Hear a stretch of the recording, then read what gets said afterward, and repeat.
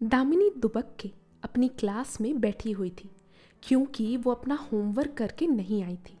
दामिनी सिर्फ 8 साल की थी। जब दामिनी पैदा हुई थी तभी डॉक्टर ने उसकी माँ से कहा था कि जितना हो सके बच्चे को ठंड से दूर रखिएगा। दामिनी की माँ बहुत एहतियात बरतती थी।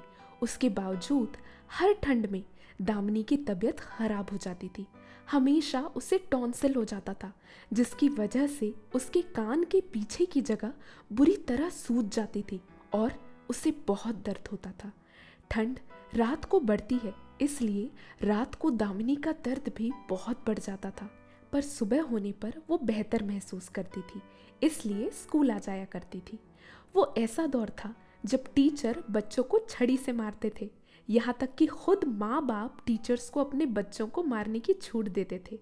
अभी सिंधु मैडम की क्लास थी।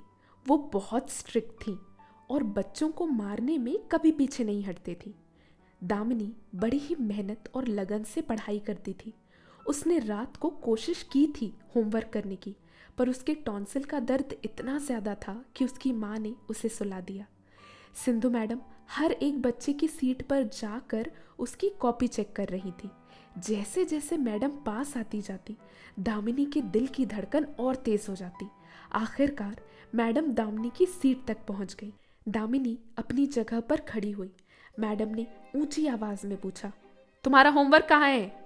दामिनी ने धीमी आवाज में कहा, मैडम मैं नहीं कर पाई। मैडम की आवाज और तेज हो गई, जोर से बोलो। दामिनी ने जोर से बोला, मैडम मैं होमवर्क नहीं कर पाई। मैडम ने पूछा, क्यों?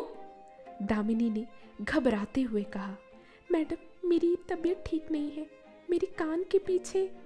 इससे पहले कि दामिनी अपनी बात पूरी कर पाती, सिंधु मैडम ने जोर का एक तमाचा दामिनी के मुंह पर मारा।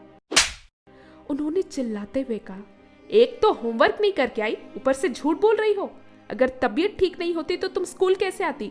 और तुम्हारे शरीर का टेम्परेचर भी नॉर्मल है। दामिनी नजरें झुकाए खड़ी रही। सिंधु मैडम ने दामिनी का कान पकड़ा और उसे जोर से मोड़ा और फिर कहा, जवाब दो।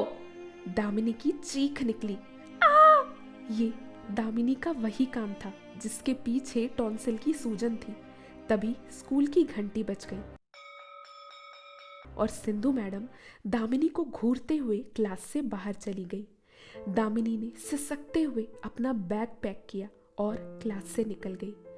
दामिनी का घर स्कूल से बहुत पास था। वो भागती हुई अपने घर गई और बिस्तर में लेट गई। अपने मुंह के ऊपर चादर डालकर वो फूट फूट कर रोने लगी। दर्द उसकी बर्दाश्त से बाहर था। दामिनी की माँ उसका रोना सुनकर भाग कर आई और पूछा, मेरी प्यारी बेटी क्यों रो रही है? दामिनी नहीं चाहती थी कि उसके घर में किसी को ये बात पता चले, पर माँ तो माँ होती है। एक बच्चे का दर्द अपनी माँ से कभी छुपता है भला? अपनी माँ के प्यार से पूछे जाने पर दामिनी ने अपनी माँ को सारा किस्सा सुना दिया और फिर रोते हुए कहा, माँ लेकिन आप कुछ मत करना प्लीज। अगर आप स्कूल जाके कुछ बोलेंगी तो मैडम कल मुझे फिर मारेंगी। दामिनी की माँ ने उसके सर पर हाथ फेरते हुए कहा, नहीं बेटा मैं कुछ नहीं करूँगी, तुम रोना बंद करो और सो जाओ। दामिनी की माँ ने उसके सूजन को गर्म पानी वाले कपड़े से सेका ताकि उसका दर्द कम हो, और जब दामिनी की नींद लग गई वो तैयार हुई और निकली स्कूल की तरफ। स्कूल में वो सीधे प्रिंसिपल के ऑफिस गई। प्रिंसिपल ने सिंधु मैडम को बुलवाया।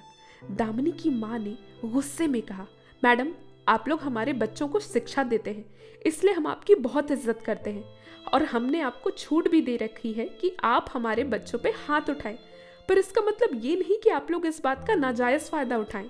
मेरी बेटी दामिनी के कान के पीछे टॉन्सिल की सूजन है और आपने उसका वही कान मोड़ दिया। उसने आपको बताने की कोशिश की लेकिन आपने उसकी बात ही नहीं सुनी। मेरी बेटी दर्द से तड़प रही है, अगर आपकी बेटी के साथ कोई ऐसा करेगा तो? सिंधु मैडम को अपनी गलती का एहसास था। उन्होंने दामिनी की माँ से माफ़ी मांगी।